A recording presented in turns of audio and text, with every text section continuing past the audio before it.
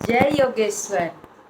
मैं रीना सिंह श्रीमद् भगवत गीता के 12वें अध्याय के 36 गुणों के बारे में आज तक 3 गुण बता चुकी हूँ और अब उस 36 गुणों में चौथा गुण बताने जा रही हूँ।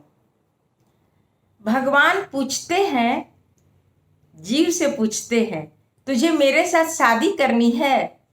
भगवान ऐसी इच्छा है, इसीलिए तो गीता पढ़ती हूँ। मैं आत्मीय और चोटी का संबंध स्थापित करके आपके साथ शादी करके आप में मिल जाना चाहती हूँ। इस अथवा दूसरे जन्म में भी आपसे शादी करना चाहती हूँ। भगवान कहते हैं, तुम्हें ज्ञान है मैं बंधा हुआ नहीं हूँ, मैं मुक्त हूँ। यदि तू बंधा हुआ है तो मैं तुम्हारे साथ शादी कैसे कर सकता हूँ? यदि कोई स्त्री फौजदारी अपराध में जेल में पड़ी हो और उसके हाथ पैर में हथकड़ी या बेड़ियां जड़ी हो, तो ऐसे बंधन युक्त स्त्री से कोई बंधन मुक्त कैसे शादी कर सकता है? हाँ, यदि कोई देशभक्ति के कारण कारागार में पड़ी हो तो बात कुछ और है। भगवान पूछते हैं कि तू बंधन युक्त है या बंधन मुक्त? बंधा कौन और मुक्त कौन? शास्त्रकारों ने बंध और मोक्ष के बारे में बहुत सुंदर परिभाषा दी है। मम बोलने वाला बंधा हुआ और न मम मेरा नहीं बोलने वाला मुक्त हो कहा जाता है। पिता कन्यादान के समय कन्या का हाथ वह राजा के हाथ में थमाते हुए नमम बोलता है कि आज से कन्या मेरी नहीं हुई।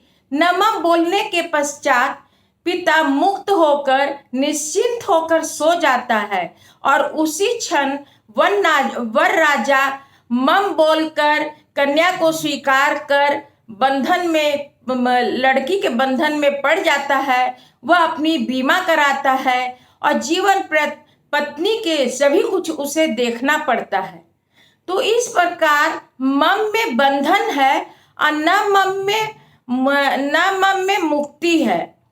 तो यदि भगवान के साथ लग्न ग्रंथि से जुड़ना हो तो समझ जाना चाहिए कि कृति वित्त स्त्री अपुत्र आदि मेरे नहीं हैं, परंतु यह न मम में सूक्ष्मता और निरसता नहीं होनी चाहिए। सामान्य तौर पर न मम अमुक मेरा नहीं है बोलते समय लोगों में तिरस्कार और रुखापन की भावना होती है। गीताकार न मम होने के लिए कहती है, लेकिन उसमें सूक्ष्मता और तिरस्कार की भावना अपेक्षित नहीं है।